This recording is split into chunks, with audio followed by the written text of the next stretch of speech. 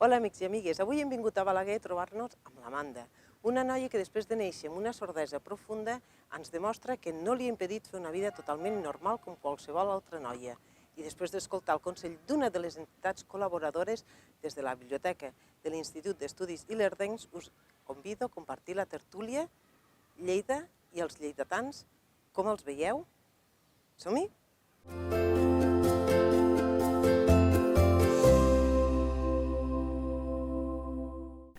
Em trobo a Balaguer, en concret a casa de l'Amanda i la Maribel. Molt bones. Hola, bones. Dos dones que m'he fet molt amiga, m'he enamorat de ta filla, ja ho saps, i ella també ja ho sap, perquè dóna gust parlar amb ella i que m'expliqui totes les vivències que ha tingut, que no són poques. Amb 13 anys, perquè ara tens 13 anys, Amanda. Sí, amb 13 anys, com qualsevol nena, jo faig una vida normal, com els altres. Puc fer totes les activitats. Després parlem d'activitats, que aquí jo tinc un casc, ja m'explicaràs, ja m'explicaràs. El curiós de l'Amanda és que l'Amanda és sorda. Sí. És sorda profunda. Sí. Maribel? Sí, sí. I va ser molt dur, perquè primer, quan era petitona, clar, va néixer sorda però tu no ho sabies. Sí, perquè quan l'Amanda va néixer, aquí a lo que era la Catalunya, no es feia una prova que es fa als recent naixuts, no? I llavors, clar, va ser jo, a casa, al voltant dels 6 mesos, perquè com un pressentiment també una mica de mare, però sempre penses que no pot ser, no? I llavors, vam fer un sopar de en família i clar, hi havia molta desbaixa i ella sempre dormia, no es despertava ni res. Llavors, també a poc ja ens van començar a alertar. Llavors va ser que també amb una amiga que ho vaig estar parlant, no? I li vaig dir, tinc aquest pressentiment i tal. Llavors vaig agafar i un dia vaig plegar de treballar i quan vaig arribar a casa vaig agafar unes cassoles perquè era una de les maneres a veure si ella responia i vaig començar a picar i vaig veure que ella no girava. Llavors va ser quan jo ja la vaig vestir de seguida, me'n vaig anar al pediatre i li vaig comentar al pediatre. El pediatre, clar, en aquell moment m'ho va posar en dubte, va dir, és molt petita, perquè pensis això, però si vols quedar més tranquil·la, te derivaré a Lleida a l'Hospital Arnau i que li facin unes proves que la mire l'otorrino. I així va ser. A partir d'aquí ja entra un protocol, no? Ja entra dins d'un protocol. Sí, llavors ja la van començar a visitar, el cap dels otorrinos, i van començar a fer-li proves. Efectivament, me van dir que era sorda profunda. Clar, quan t'ho diuen, Maribel, què? Sí, quan te diuen això, clar, et vens a baix, no? Perquè penses que t'emociona el pensar-ho. Però no et preocupis, Maribel, perquè, coita, que tenim aquí al costat, O sigui, tinguis bon record perquè el resultat el tens aquí. El tens aquí. I una nena que està responent amb tot. Li van posar un implant coclear. Sí, llavors, la primera, els metges, els otorrinos, la primera fase que hi ha és que primer et fiquen uns audífons. Llavors, aquests audífons normalment els han de portar entre 4 o 5 mesos per a veure si aquell nen té una resposta als audífons. Perquè havent una sordera profunda, una sordera molt elevada, però ja el protocol exigeix això, que primer es fiquen els audífons. Llavors, què passava? Que l'Amanda se'ls treia, encara que fos tan petiteta, se'ls treia. Llavors, ja també allò era senyals que no hagués adelantat gens. I llavors ja ens van parlar de fer-li un implant coclear. Clar, nosaltres no ho havíem sentit a parlar mai, no sabíem el que era. I llavors, clar, ens van posar, tant jo com el meu home, primer tens aquell dubte perquè és molt petita per entrar a quiròfan i fer aquest tipus d'operació. I en què consisteix l'operació, l'implant coclear?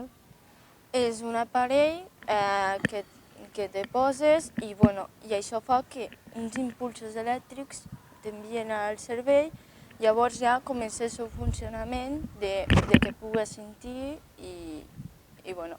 Però el que t'implanten a dins, que és com un xip. Sí, a dintre Sí. pues, te operen per la part interna i llavors allà te fiquen uns electrodos. Una volta t'han fet l'operació, al cap d'un mes ja te fiquen l'aparell extern i els mateixos metges no, ja te fan te programen no, perquè allò ja se connecti, representa. Sí. I això Clar. és el que fa els impuls perquè amb ella li arribo a sentir. A l'aparell que portes, aparta't del cabell, perquè els meus companys ho puguin ensenyar, clar, a l'aparell que tu portes, res a veure, m'imagino que fa 13 anys.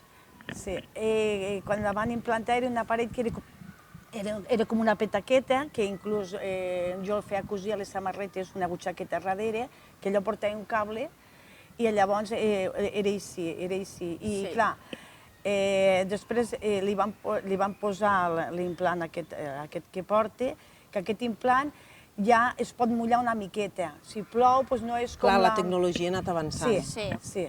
De passar d'una petaca que portis a darrere, que puguis desplaçar i tot això costa una miqueta, que si se te cau o alguna cosa, sents aquella por, però amb això, amb aquest aparell nou, ja puc fer moviments, que quan era petiteta no feia tant, però... Amb aquests 13 anys, molt bon treball dels pares, Sí. perquè heu estat al darrere i al pie del canyón amb tot, per això s'emocionava, m'imagino, l'Amanda. Quan t'ha vist a tu que t'emocionaves, oi? Sí. De veure ta mare t'emocionaves. Tu Sí. saps tot el que representa per ta mare, Sí. que sí, Amanda? I es nota. Llavors, estem amb que un molt bon treball dels pares, però també un molt bon treball dels professionals. Sí. Sí. Eh? Nosaltres... Perquè jo recordo que un dia, perdona'm que et talla, Sí. que tu em deies, jo no sabia ni li donava importància a la tasca d'una logopeda i ara sé quina tasca i quina gran tasca fan. Sí. La veritat és que jo quan sentia parlar de les logopedes jo pensava, bueno, quina tasca deuen fer, deuen ensenyar una miqueta a pronunciar alguna paraula, però no sabia la tasca tan important fins que m'hi he trobat. Llavors nosaltres des de l'Arnau te derivin al CREDA. El CREDA és on hi ha els professionals, que hi ha psicòlegs, hi ha els logopedes, i Aquí hi ha psicòlegs, logopedes, mestres, hi ha tens una sí, mica de i tot. la persona que fa les audiometries també. Vale. I ells que t'orienten o t'ajuden a Sí, saber... ells pues, t'ajuden a parlar amb tu, llavors ja et posen, ja d'immediat, ja et posen un logopeda al servei del teu fill, no? Sí. Llavors aquest logopeda ja el tens continu fins... Bueno, l'Amanda encara el té, a l'institut, encara la té, la logopeda. Sí. Però clar, és molt important que te sentis també una miqueta recolzat en aquests moments que són els principis, no? Perquè no saps...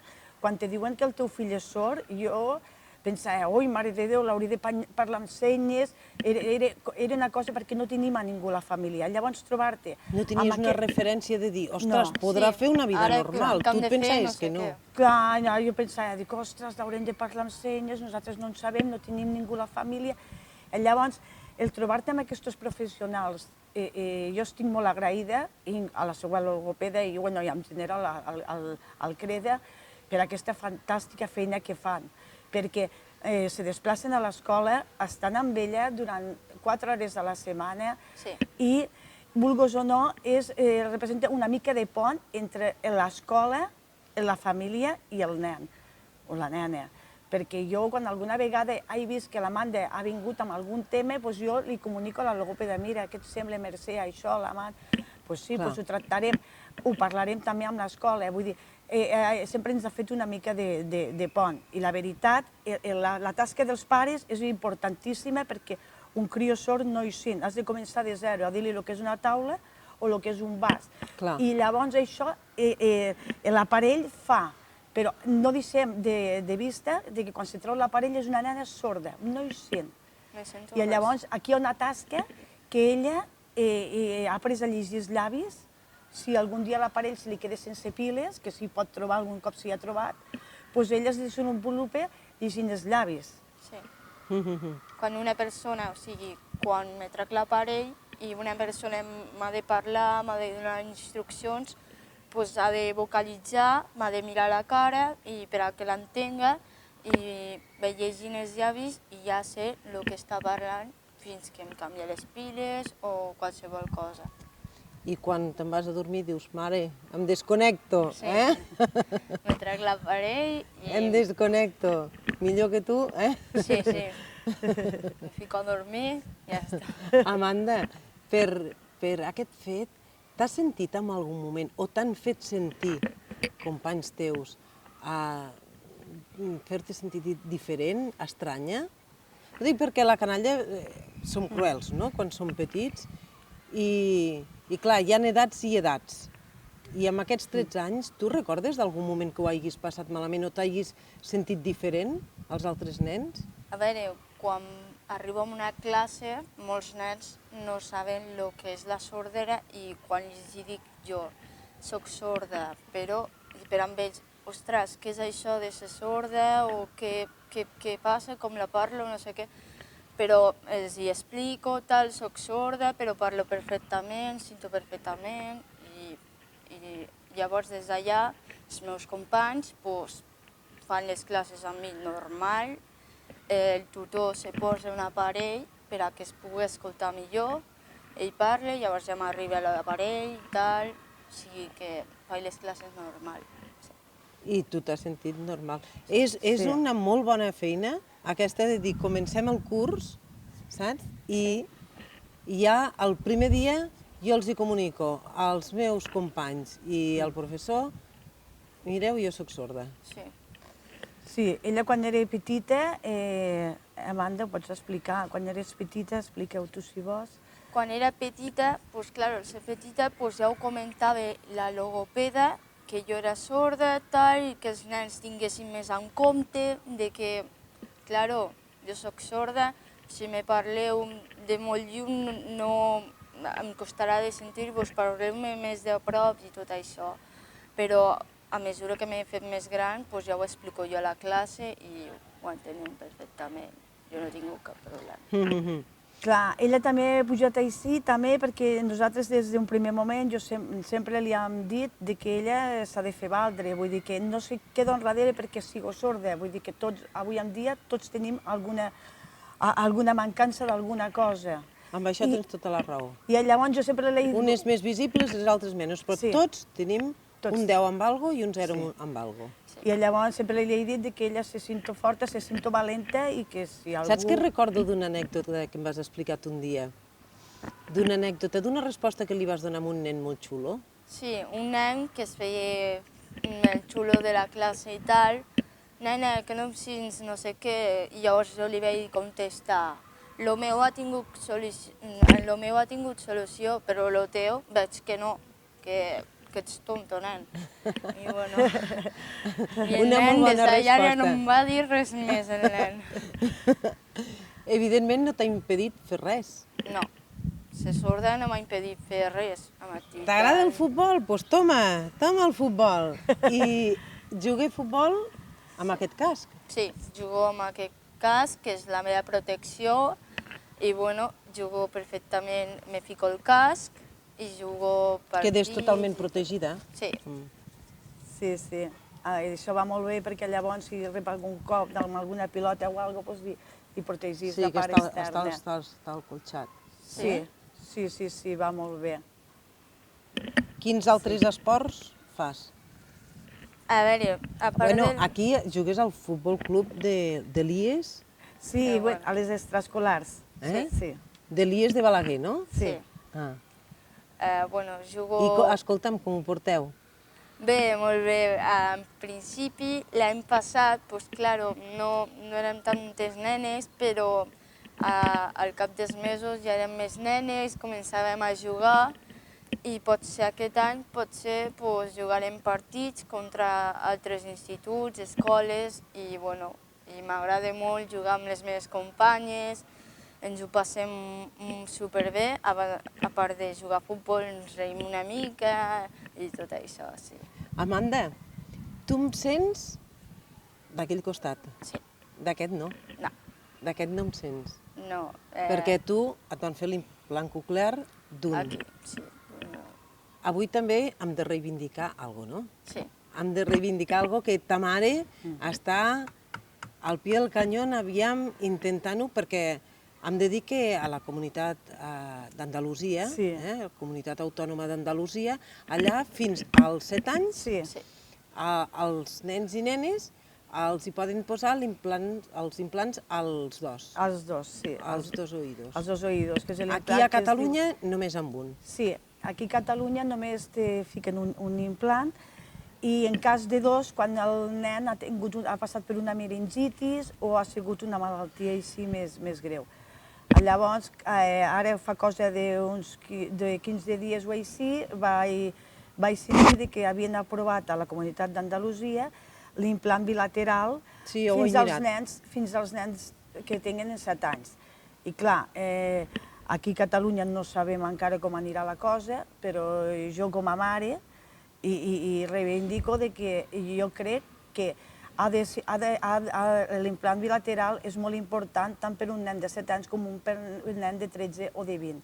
Vull dir, no s'hauria de ficar límit d'edat, perquè jo penso que no és una cosa que es vulgui posar per estar més guapo o per estar més eixerit, sinó que és una cosa de qüestió de bellesa, sinó de perquè necessitat. A tots ens agrada escoltar per les dues orelles o veure pels dos ulls.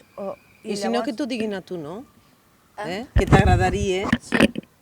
poder escoltar pels dos oïdos. Sí, m'encantaria escoltar per les dues orelles. Quan me cridessin, per exemple, jo estic a una certa distància, estic d'esquenes, i me criden Amanda, i si me criden des d'allà no m'he de tornar, no sé d'on me criden, i quan porto, suposo que si me volgués posar els dos implants, pues ja sentiria com diferent, ja sentiria d'aquí, ja sentiria d'allà, i m'agradaria molt. Perquè, clar, una operació d'aquestes és molt costosa. Sí.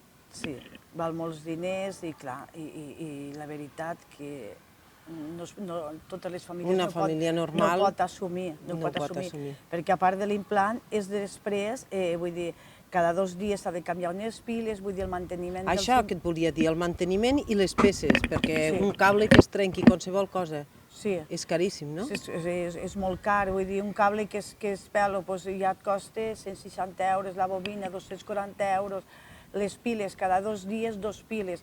Vull dir, tot això has de fer una assegurança per l'implant perquè es pot perdre o es pot trencar. Vull dir, tot això va pujant un cost elevat. I clar, hi volen sentir, vull dir, és una cosa que no és d'un luxe, sinó és una necessitat. I llavors jo no trobo bé que es faci distincions entre el mateix col·lectiu. Vull dir, jo trobo molt bé, ho aprovo, que es fico els implants a partir de que neixen el bilateral, els dos oïdes, però que no es faci discriminació depenent de les edats i que fos a tot arreu igual. Clar, clar. Què t'agradaria ser de gran? M'agradaria ser mosso d'esquadra. Ja ho sé, ja m'ho vas dir. Sí. I jo tenia una tasca a fer, no? Sí. Perquè et vaig dir que t'ho preguntaria. Sí. Perquè ho vau preguntar, no? Sí. Vosaltres? Sí, al principi ma mare va preguntar amb un policia mosso i li van dir que no ho sabien i després amb un guàrdia civil que no ho podria ser.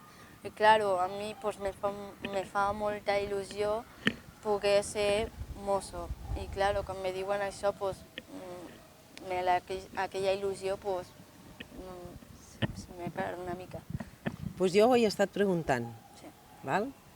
I la resposta és, aviam, és esperançadora, amb el sentit que cada any i per cada convocatòria canvien les normatives. Al principi, per exemple, hi havia una mida, unes alçades, ara ha variat, amb cada convocatòria hi ha una sèrie de coses que canvien. I llavors no poden confirmar si quan tu facis els 18 anys, aviam si això ja estarà obert també a les persones sordes o que porten implant coclear. És perjudicial si ets policia de carrer, diguéssim, Sí. val? Perquè qualsevol cop o qualsevol cosa que et poguessin donar o poguessis patir, però no per fer d'altres tasques dins la policia, o a tu t'agrada la investigació, no? Doncs és que tinguem moltes esperances i que lluitem i es segueixi reivindicant, perquè potser quan tu facis els 18 anys, llavors s'ha de mirar la normativa llavors. Ara no la podem mirar perquè, clar, les bases d'ara tampoc amb ella no li servirien. Sí. O sigui, que esperances ens n'han donat. Sí. Nosaltres a seguir lluitant. Clar. A seguir lluitant. I acabem amb un consell que m'agradaria que donguéssiu a les persones que ens estan escoltant. Amanda, representa que hi ha una nena que ara, pel que sigui, es torna sorda. Quins consells li donaries? Què li diries amb ella soleta? Que no s'ha d'amagar, de que sigui forta, de que surti endavant i que ha de ser ella mateixa i que demostri que el que és per ser sorda no t'impedeix a fer res i bueno, que sigui forta i que és això.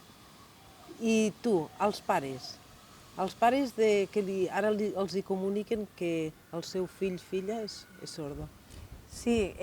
No sé si en aquell moment te podrien escoltar, tu que ja has passat per aquest moment, però què els hi aconselles? A veure, jo sé que quan el moment que t'ho diuen és un moment molt dur i fins que no assimiles la paraula sorda fa molt mal al cor, perquè jo me recordo que al principi quan me diuen jo dia no escolto gaire bé, me feia mal de dir que era sorda, no?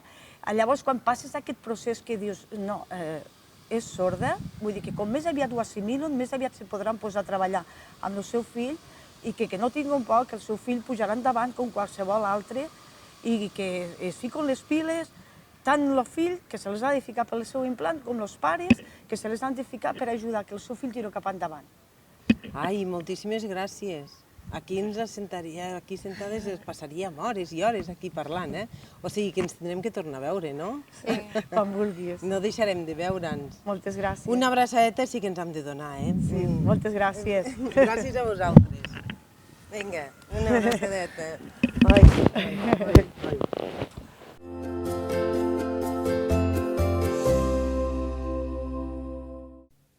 Des de l'Associació de Malalts i Familiars d'Ictus de Lleida, el nostre consell d'avui és la forma millor de previndre l'ictus és cuidar la nostra alimentació. Una alimentació sana i equilibrada farà que reduïm el nostre nivell de colesterol, vigilar la tensió arterial i especialment el tabac i la beguda.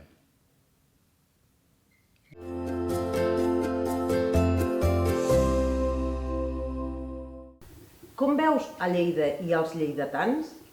Aquesta és la tertúlia en la que m'acompanyen la Dolors Romeu, directora del Centre d'Anglès Romeu, i Gemma Nursery, molt bones, Joan Ramon González, arqueòleg i president de l'Associació Amics de la Seu Vella de Lleida, gràcies per vindre, Carmen Guerrero, presidenta de l'Associació de Veïns de la Bordeta, gràcies per vindre, i Àngels Molpeceres, una wagneriana de Sotarrel que ve de Térmens. Perquè tenen a dir molt els pobles del voltant de Lleida, del que pensen de Lleida i els lleidatans.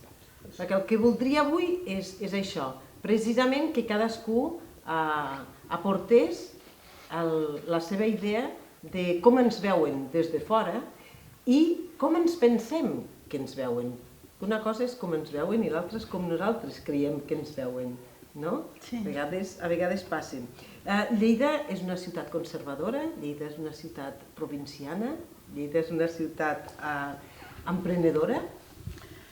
Jo, per exemple, tinc una visió de Lleida molt a dins del cor, perquè sempre la presento quan vaig a l'estranger, on hi visc bastants anys, hi he viscut anys, i la presento perquè tenen la costum de sempre associar-nos, si diem que venim de Catalunya, a Barcelona només. I amb tot el carinyo que es pugui tenir a Barcelona, sempre m'agrada posar a Lleida al mapa.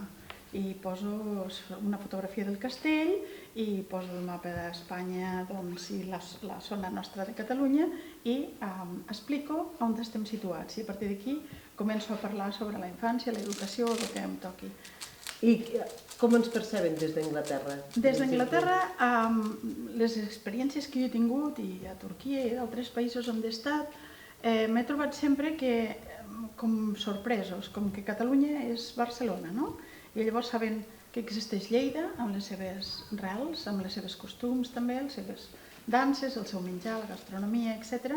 I crec que és un petit granet de sorra que jo he aportat, lògicament només als llocs on he estat, però crec que és important fer-la créixer, amb tothom. El Joan Ramon sí que la fa créixer, ens fa créixer tots, i ens porta...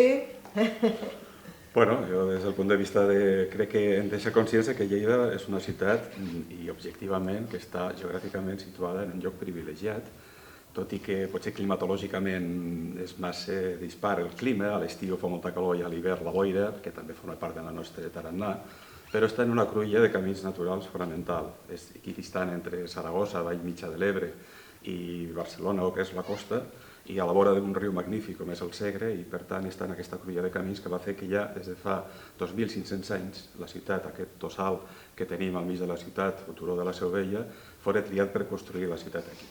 Per tant, és una ciutat en aquest sentit privilegiada i que té una història tremenda que moltes vegades cal descobrir no solament per la gent de fora sinó pels propis lleidatans, important no solament per la ciutat sinó pel país, per tot el país, perquè van passar moltes coses importants aquí que van fer que Catalunya i fins i tot Espanya sigui el que és, fins i tot perquè va passar aquí, i també és una ciutat de frontera, això no l'hem de perdre mai de vista.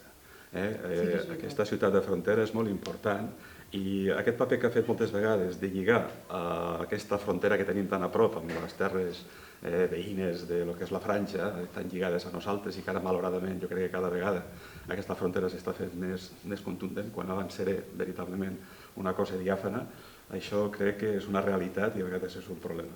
Té un patrimoni esplèndid en contra del que moltes vegades es creuen, inclús molts lleidatans, que a vegades diuen, ostres, venen amics a visitar Lleida i veurem la Seu Vella i què farem més? Diu, ostres, com a mínim un parell de dies te pots passar veient coses a Lleida tranquil·lament. I per molt que a vegades hi ha el tòpic que Lleida és la ciutat del monument, que evidentment tenim un supermonument com és el turó de la Seu Vella i tot el conjunt, però té moltes més coses. Aquesta casa en la que ens trobem, la catedral nova, en fi, podríem fer tot un repàs i veritablement és una ciutat que té molt.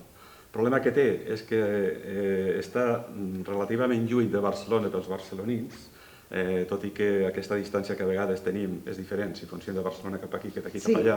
Nosaltres estem molt acostumats a anar cap a Barcelona, per nosaltres la Panadella és un punt intermig en el camí cap a Barcelona i per als barcelonins sembla que la Panadella és una autèntica frontera, amb la qual diu aquella gent que viuen allí a l'oest, com diu el David Esterri, que veritablement són de l'oest, però aquesta sensació que a vegades se té des de Catalunya que és una ciutat massa llunyana i que el que es fa aquí és el que oiem nosaltres, té transcendència entre nosaltres, no passa a aquesta frontera de la Panadella. Jo crec que és el problema que no hem aconseguit encara exterioritzar el que es fa quan se fan coses molt importants. Moltes vegades els propis mitjans veus que, no sé, per exemple, el juliol, fica un exemple, ha hagut un munt de festivals de música aquest juliol, molts, i veies les telenotícies i veies tots els festivals que es feien normalment a la costa.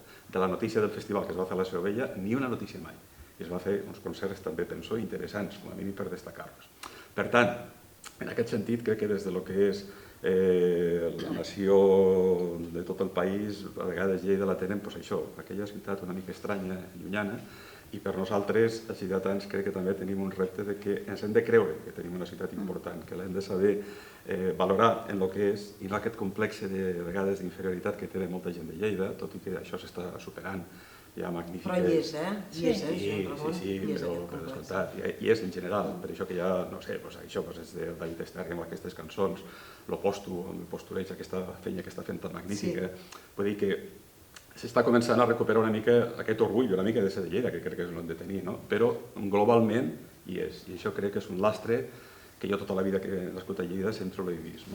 Seria relativament optimista perquè sembla que potser comencem a superar-lo, però queda molt camí.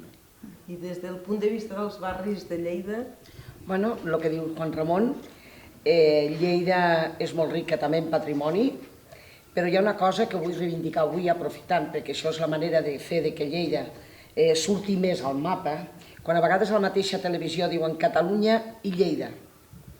A veure, si anomenen Catalunya, Lleida està dintre de Catalunya, no han de dir Catalunya en Lleida, perquè Lleida és Catalunya. Això és un fet que moltes vegades ho hem parlat i sento la gent que ho diu, doncs així d'on som? Vull dir, aquí queda la nostra reivindicació també que Lleida és de Catalunya i ha de sortir més al mapa, s'ha de parlar més de Lleida. Bueno, hi ha una altra cosa, que tenim un patrimoni magnífic, com és l'altre dia vaig veure la vista, quan va vindre la volta ciclista, la vista panoràmica impressionant, magnífica, amb un monument tan bonic que tenim com és la Seu Vella i tot el seu entorn. Però hi ha un problema que des dels barris, des de moltíssima gent de la ciutat, se parla, i és que Lleida està molt deixada. Si nosaltres estem lluitant perquè la Seu Vella sigui patrimoni de la humanitat, estigui a l'UNESCO, també tenim de tindre una Lleida cuidada, el seu entorn, cívica, neta. I això és el que hem de lluitar molt perquè està molt deixada. Tu ja estàs lluitant molt a favor del civisme? Estàs lluitant molt des del vostre barri? El civisme. Vol dir, hi ha molts espais molt bruts, molt deixats de jardineria, la gent, el 50% de la gent són incívic, l'altre 50% té molta cura de tot, i pensem que hem de treballar molt aquesta faceta, perquè el dia que penso que no tardarem gaire, que es pugui declarar patrimoni de la humanitat la nostra Seu Vella, que la gent quan vinguin a visitar aquest monument diguin, doncs quina ciutat més neta, quina ciutat més bonica, perquè ja és bonica, però li falta això, rentar-la. I jo, des del que estem visquent, del que sento, me moc també quan marxo de vacances i som de Lleida, tal i que qual, he tingut de sentir, però és que Lleida està molt bruta. Lleida està molt bruta, i això dol. Llavors ens hem de conscienciar, hem de treballar molt, no cal gastar tants pamfletos per dir a la gent que sàpiguis perquè molta gent no s'ho llegís, sinó ho hem d'enfocar des d'una altra classe de treball, més físic per part de tothom. Fer una classe de treballs, no sé, nosaltres havíem parlat inclús de fer moltes sortides a veure la Seu Vella, a l'entorn de la Seu Vella, a l'entorn de Gardeny, a l'entorn dels Camps Elisis, fer sortir els pares amb la canalla, perquè del col·legi ja reben una educació també de civisme, però a vegades quan s'arriba a casa no la reben per part de casa, d'alguns. I clar, jo penso que el treball s'hauria de fer una miqueta més així, no? Visquent la ciutat, trepitjant la ciutat, per entendre una miqueta com ens hem de comportar. I des de l'administració han de fer alguna cosa. Han de fer alguna cosa ja, perquè, clar, que sentis, ens anem, no sé, a Bilbao, quins carrers més nets, quins jardins més cuidats. Home, nosaltres voldríem dir el mateix. Jo al nostre barri, concretament, quantes vegades el dia de la festa major, i ell que ha sigut nostre pregoner, ho vaig recalcar una altra vegada. Dic, a veure si l'Ajuntament s'inventa un premi per donar al barri o zona de Lleida més cívica i neta. A veure si ho aconseguim, i el barri de la Bordeta el primer. Per què? Potser seria incentivar una mica la gent de dir, entre tots, cuidem la nostra ciutat, perquè és una continuació de casa nostra. A part, quan a la gent de Lleida, home, la gent és, com a solidària, bastant solidària. Que la gent acollix a la gent, doncs també. L'únic que veig una coseta que quan s'han de lluitar per coses no hi veig molta unitat, de dir, quan s'ha de lluitar per alguna cosa, ja sigui per coses d'un barri, per coses d'aconseguir alguna cosa a la ciutat, no som lo suficient per dir alguna cosa que és de tots, reivindiquem-lo tots, lluitem tots, perquè clar, jo penso que la ciutat és una continuació de casa nostra. I aquesta és la nostra visió. I l'Àngels, la visió de com ens veuen des de l'entorn de Lleida, els pobles propers a Lleida, el teu, el poble de Térmens, quina és la visió que tenen dels lleidatans? Abans, Lleida era la cosina pobra. Vull dir, veies les entrades a Lleida. Lleida mateix era una capital que no era gaire afavorida, no era gaire d'això, la gent tampoc li tenien gaire cosa, vull dir, una idea així una mica d'una capital així una mica pueblerina, diguem-ho així. Jo considero que ara això ha canviat bastant.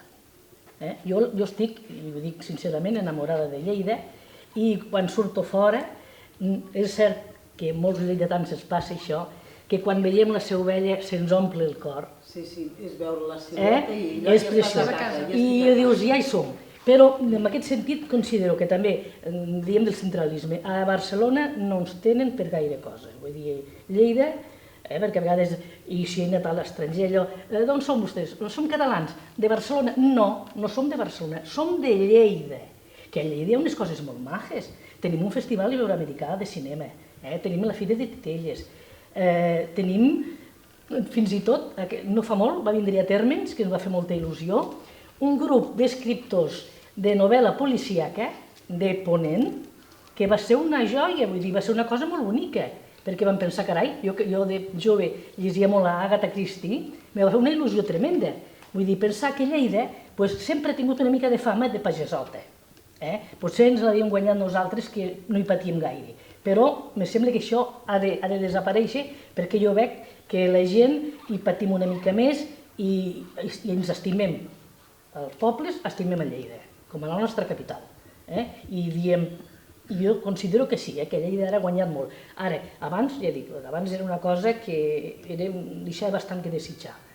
Ara ja dic, la trobo majíssima, i ja dic que tenim coses que la fan popular, perquè aquestes cosetes, dius, caram, abans. El que passa que és el que dic, el que comento, que també, que considero que sí, s'han fet, el que diu, festivals aquí, parlen sempre dels festivals de Girona, dels festivals de Barcelona, aquí se'n fan moltes de coses. I per això una vegada que vaig trucar a Catalunya Música els hi vaig dir, escolteu, truco perquè veieu que teniu una cultureta, que Lleida té de tot. Tenim la Llotja, tenim l'Auditori Enric Granados, tenim aquests dos compositors, tenim el concert, allò que fan un concert de Ricard Vinyes, concert per a piano, vull dir que és una cosa importantíssima. Vull dir que a nivell ara de cultura, me sembla que ens estem movent i que estem fent molta cosa. Però no deixem de tindre encara aquesta cosa de que, sobretot a la gran capital, a Barcelona, ens tenen una mica així, ens vinen com una mica de pueblerinos, una mica catetos. I realment em sembla que no ens ho mereixem. L'estim d'aquest provincianisme pot ser que ens vingui ja històricament, no? Ens ve de la història que arrosseguem, vamos. Bueno, potser sí, tenim aquesta d'allò, però... Evidentment, és a dir, tot i que en època medieval ja... Ho arrastrem i potser hem estat molt còmodes en una determinada època i ara jo crec que ens comencem a espavilar, però potser arribem més tard que d'altres... Sí. No, és totalment d'acord. Jo penso que si hem de buscar potser una ciutat paral·lela a Catalunya, a Lleida, jo crec que és Tortosa, que també està molt lligada a la història, molt semblants, ha viscut coses molt semblants a Lleida. Tortosa no és capital de província, Lleida, el ser capital de província, no sé si en aquest sentit la va perjudicar o no, perquè llavors es va envoltar de la qüestió administrativa, no va fer més provinciana en aquest sentit, per aquesta dicotomia que té a vegades entre el Pirineu i la Plana, que a vegades tampoc se l'acaba de creure, la potència que té respecte a tot el Pirineu, que és una autèntica porta, encara que estiguem relativament lluís del Pirineu, cap allí. Per tant, aquest provincianisme jo crec que se desenvolupa sobretot després de la guerra, és a dir, als anys 50-60, costa una ciutat que també ha patit molt la guerra, probablement Barcelona va patir bombardejos, però una ciutat que va quedar dividida durant 9 mesos pel front i que ara precisament estem commemorant el 80 aniversari d'aquest fet bèl·lic, que Lleida va quedar dividida, jo crec que també la va marcar moltíssim, perquè molta gent de Lleida van marxar, no van tornar, la part intel·lectual també, vull dir que tot això va ajudar molt a que aquest provincianisme s'arrelés molt més fortament i quan d'altres llocs se despegava una mica, aquí va costar molt més. Evidentment, encara que s'ha recuperat la universitat i moltíssimes coses, jo crec que està canviant. El que passa és que és el que dèiem, que hi ha actes que es fan aquí culturals de primera categoria que no surten als mitjans, no es valoren i veus coses a Barcelona que dius, bueno, no està malament, però jo he vist això a Lleida o l'altre que és molt més millor. O Barcelona, per dir Barcelona, la capital, però també la pots dir a d'altres llocs. Per tant, en aquest sentit. I ja que parlaven, evidentment, de la brutícia, jo crec que sí, és constant. Hi havia un professor que era precisament bibliotecari d'aquesta casa, que ho deia moltes vegades, Lleida 3 vegades immortal i 7 vegades porca, que era una mena de tradició, de que Lleida sempre ha estat una mica bruta, potser pel fet aquest d'estar tan lligada al camp, a l'horta, que és la que li dona la vida, a vegades també feia que antigament fos més difícil mantenir-la més neta, però ara és qüestió, com diu molt bé, de cultura, de civisme, i també que l'administració es posi, que a vegades són coses que dius, això és que ja el propi Ajuntament és el que l'hauria de fer. I a nivell de creure-te'l, Jo, per exemple, crec que és un moment per dir-ho, l'11 de desembre passat, tot i que no calia violentar-se, però el que va passar a Lleida va ser molt fort. És l'única ciutat de Catalunya també que l'ha viscut, que vingués tanta policia a treure el bebè del museu per portar-se la sixena d'aquella manera tan, jo penso, vexatòria per la ciutat de Lleida, i que sí que van estar durant tota, quasi bé 24 hores, molta gent allí, però en total eren 500-600 persones. Si Lleida té 140.000 persones, jo crec que havien tingut haver emplenat la Rambla d'Aragó. No per impedir-lo, però físicament està allí. Jo crec que allò va ser una vergonya i els que estàvem allí ens dolien de que foren tan poca gent. Que després ens queixarem. Exacte. Llavors, com a mínim, això que esteu fent és una injustícia total des del punt de vista per la ciutat i pel patrimoni. I, per tant, com a mínim, aquella evidència. I donar-lo ja com una cosa feta. I això crec que és trist. A vegades és aquesta sensació de lleidatà una mica de dir, bueno, ja està bé, aquella sensació de nosaltres ja l'hem perdut. I ens ha de seguir la tovallola algunes coses, en d'altres no, també és tossut. I, per tant, sempre és aquesta doble cara de la moneda que buscar aquest equilibri és complicat. A mi m'agradaria fer un comentari que ha estat molt interessant, que tots em sembla que ho són, però que ha dit Carme sobre l'estimació de la ciutat, d'estimar-nos Lleida com casa nostra, vull dir, perquè és casa nostra, ens l'hem d'estimar. Si casa la cuidem, cuidarem la nostra ciutat també. I crec que aquesta part de civisme, d'estimació, es pot fomentar moltíssim, ja que jo soc professora, i clar, miro el meu àmbit, des de l'àmbit escolar, i intentar que els nens des de ben petits cuidin de la ciutat, sobretot al parlar de la neteja.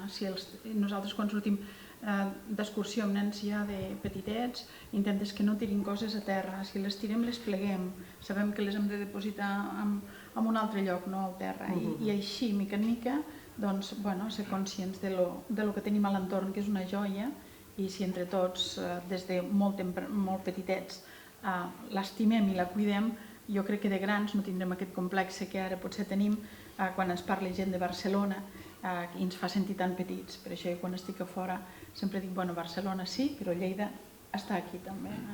Sí, que ens parlen i ens parlen i ens parlen. I ara jo dic del parlar. El parlar, aquest lleidatà que tenim, lo parlar... Sí, lo parlar. És nostre. Pues jo no el dissimulo mai. Que està mal vist, bueno, disculpeu-me, a mi quan estic a fora me diuen que si soc de Lleida i quan estic a Lleida me diuen si soc de Barcelona. No soc de Lleida, però fa 37 anys que vic a Lleida i la gent que em coneix sap que ja m'he adoptat Lleida com la meva ciutat. Per tant, no puc tindre aquest parlar, però vull que parlem d'aquesta tonalitat del lleidatà que per molta gent està mal vist. És un error. Jo considero que tothom ha de parlar del lloc on és. I jo estic orgullosa i a més parlo amb... Em refereixo a Girona té el seu estil, Tarragona té el seu, a vegades se'ns diu, ai, doncs mira, el de Girona és el millor, saps? Però Lleida, el parlar de Lleida com a que no agrada i a vegades hem sigut el motiu de... Sí, de xascarrillos i de coses. Exacte, i de la riota. Considero que... Malauradament hem tingut personatges públics que encara ho han fomentat. Perquè no l'hem potenciat suficient. Perquè jo, per exemple, fa 42 anys que estic aquí a Lleida, però venia de la Cerdanya, però la Cerdanya lleidatana, que hi ha qui no sap que existeix la Cerdanya lleidatana. Jo vinc de la Cerdanya lleidatana. I allí el to és com si fos la Cerdanya de Girona, un català tancat. Ara quan vaig allí sí que em diuen, has canviat el to, perquè tu parlaves tancat, com parlem aquí, i ara el tens com a Lleida. Dic, és que sóc a Lleida, perquè això encara és Lleida. Vull dir, però que no és perquè jo crec que tant com dir quin parlat era a Lleida no he sentit tant.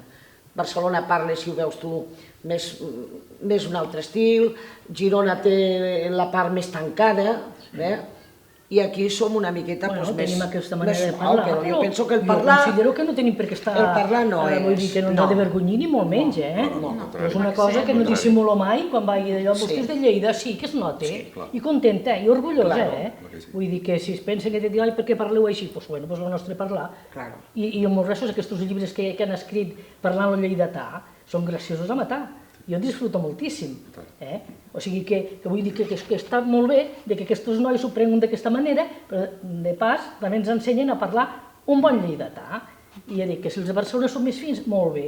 Que els de Girona parlen d'aquesta manera, perfecte. Els de Tarragona, segons quina part de Tarragona, la part de baix de Tortosa, tenen un parlar-hi totalment diferent, perquè jo, bueno, fa molts anys... Ni un és millor ni l'altre és pitjor, és simplement que és diferent. Simplement que té un diferent. A mi em deien a la part de Tortosa, que també parlen, ja dic, Déu-n'hi-do, que malament parleu a Lleida. Vull dir, fills meus, vosaltres també sou una mica com a valencians, és el que no hem sabut defensar. És això. Però sí, ho hem de defensar perquè és el nostre. Ara tenim ja la Prenafeta i una colla de personatges que ja... parlar i que n'han d'estar orgullosos. El problema de la llengua potser va ser que Pompeu Fabra, quan va fer el català estàndard, així com per exemple va respectar l'article salat com una cosa original de les Illes i de les zones de Girona, el lo de Lleida el va deixar com una cosa... I és el problema que sempre patim, que a vegades quan se fan les coses a nivell global, això queda com una cosa residual. Quan tenim en compte que tots els lingüistes estan d'acord que hi ha dos grans dialectes del català, l'oriental i l'occidental. Això són faves comptades. I l'occidental el parla molta més gent, o quasi igual de gent que l'oriental, però com a mínim en qüestió geogràfica és el que es parla més, perquè va des del Pirineu fins al sud de València. I també agafa tota la franja, que a vegades aquesta discussió també la podem tenir a la gent de la franja quan diuen jo de Fraga que parlo, xapurrejar. No, tu pagues fragatí, si vols, perquè tens les teves variants, però és el català occidental i del qual Lleida potser és una mica aquest exemple d'aquest català occidental, que com parlen, per exemple, a Tortosa en les seves variants, però és el mateix que el barceloní no és el mateix que el tarragoní ni que el gironí, no? Per tant, jo crec que hem d'estar superorgullosos de la nostra llengua i fer-la i que se note, que es noti, no passa res. Sí, l'accent, l'entonació ens identifica en quina part de Catalunya som. Correcte. Si ens sentim orgullosos de ser lleidatans, doncs parlem com aquí. I vosaltres com us creieu que ens veuen des de fora? Una cosa és com ens veuen, val? Pots dir, mira, veuen Lleida bruta i tal i qual.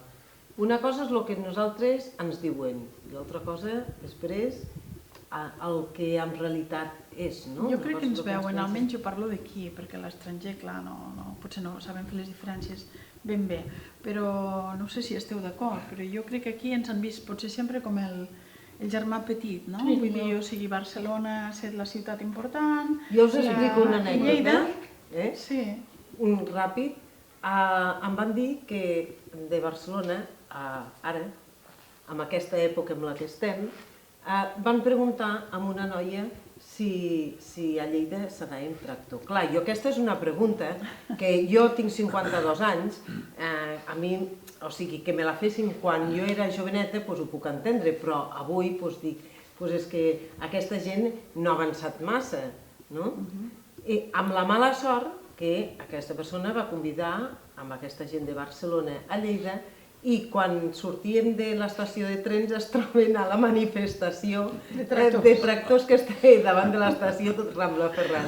Bueno, va ser un xasco, va ser un xasco, però sí que és veritat que encara hi ha gent, encara, que ens veu com que a Lleida no estem desenvolupats. Sí, no, això jo crec que... A nivell de les institucions, jo penso que estan tan amb la plec del Caragol s'ha internacionalitzat molt, l'han portat molt a lluny. Llavors, em costa creure que encara hi hagi gent tan propera com és Barcelona que pugui pensar això. És que, per exemple, mentre nosaltres també seguim pensant que anar a comprar a Barcelona és molt millor que comprar aquí a la nostra ciutat, i potser de vegades tenim raó, perquè els preus aquí a vegades són caríssims i és clar, busques més varietat, però mentre ens veguin que anem nosaltres, quanta gent de Barcelona ve a comprar a Lleida? Però jo sempre els dic, a vegades quan parlem amb amics sempre dic, com diuen els anglesos, els castellans, castellanoparlants, de Madrid al cielo, jo sempre els dic, i de Lleida al Pirineu, o sigui, a veure, tenim coses que no tenen a Barcelona, ni molt menys. Però a Lleida hem de vindre expressament a comprar bona fruita, bona horta i bon caragol. Sí, estan ara. La sabateria, una sabateria, no vull fer propaganda, però per això mateix.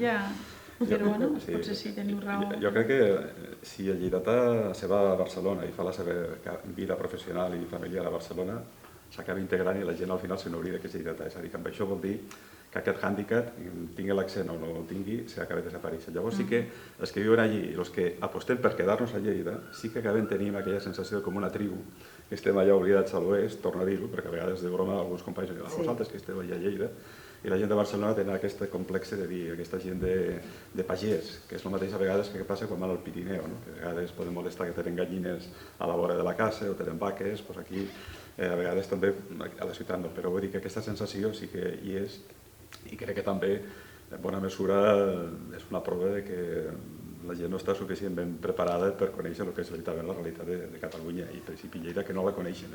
Jo crec que es manca de conèixer-la. Per mi que parlen així d'aquesta manera perquè no la coneixen. Si es molestessin en vindre un dia i mirar i preguntar-li, a veure, què teniu? Se'ls podria fer una oferta meravellosa de coses que tenim. Però jo em sembla que, clar, ja tenen aquesta idea preconcebuda de dir, són pagesos, són de Lleida. I en quant a la pagesia, és un orgull que Lleida ciutat tingui tanta horta i ha tingut tanta horta. Vull dir que això no podem renegar.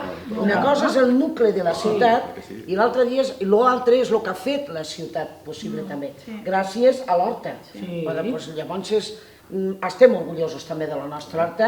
Hi hagi tractors o no hi hagi tractors, és l'horta. S'ha acabat. Sense l'horta no seria Lleida. És el gran patrimoni que tenim. Sempre ho hem buscat. Inclús tecnològicament, el pagès ha avançat moltíssim. Però sempre ho hem buscat tot a fora, abans com estaves comentant, els concerts que ara ja es fan aquí, abans els tenies d'anar a buscar fora, la compra, com he mencionat abans, doncs ara no sabia tampoc, jo no estava conscient que allò de les sabates era tan important. La universitat, tothom marxava a estudiar a Barcelona, era la gran sortida. Bueno, avui, quanta gent hi ha de fora a estudiar a Lleida? Jo crec que les coses aniran evolucionant perquè la vida evoluciona a totes les ciutats. Que no ens han conegut, no ens coneixen el suficient. Som els que estem aquí, que hem d'anar... Mica en mica. O sigui que entre tots hem de fer una mica per... I el que jo volgo també, per el que deia el Joan Ramon, que quan es fa una cosa i hem d'anar tots a una. No pot ser que hi vagin 4 persones i després ens queixem i reivindiquem coses quan no som al lloc i al moment. Lleida ha estat a l'altura en altres ocasions, però aquella que jo crec que era una cosa inclús, ja no entro ni políticament, sinó era una cosa contra el patrimoni de Lleida, el que implica de cobrir un museu, ja no entro en política, crec que hauria d'haver una resposta més nombrosa de la ciutadania. Però no creus que potser també es va fer en unes hores i en un dia, que la gent va estar com una mica com no, per qualsevol cosa ja busquem temps, tothom busquem temps. Bueno, el temps, se'ns ha acabat el temps. Aquesta l'hem de repetir. L'hem de repetir perquè hem d'incidir i hem d'animar a tothom a que participi en les coses que es fan de Lleida, des de les associacions, des de les entitats, a que la gent sigui valenta, no tingui mandra, surti, perquè m'he deixat temes moltíssims per parlar. La boira, que la boira també afecta el caràcter lleidatà. Que hi ha la cortina. Arribes a la Panadella, comença una cortina i entres a dintre d'ella. Hi ha la boira, la nostra. I ara s'ha perdut molt, que ara ja no hi ha la boira que hi havia abans. Abans eren quasi 2 mesos, 3 mesos. Si falta un dia de boira a la ciutat, ja no és Lleida. Necessitem un dia de boira. Sí que és veritat. Moltíssimes gràcies als 4 per aquesta tertúlia tan agradable i que heu aportat tant i espero que continuem incidint amb el tema. Moltíssimes gràcies i fins la propera. I vosaltres no us oblideu de Lleida, que nosaltres us anirem insistint. Sobretot, sortiu al carrer, intenteu col·laborar amb totes les iniciatives que prenen associacions i entitats de la nostra ciutat. I també recordeu el lema del nostre programa, i és que tots som iguals i cada un de nosaltres som diferents. Us espero la setmana que ve.